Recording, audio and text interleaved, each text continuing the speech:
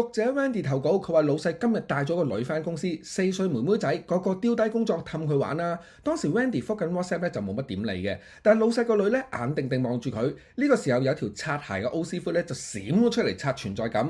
阿妹妹你想玩部 iPhone 啊？你咁孤寒㗎，唔緊要，叔叔借俾你玩。睇唔睇卡通啊？睇 Let It Be好唔好？Let It Be係披頭四喎，叔。有同事幫手更正話係 Let It Go，個 O 師傅仲兜。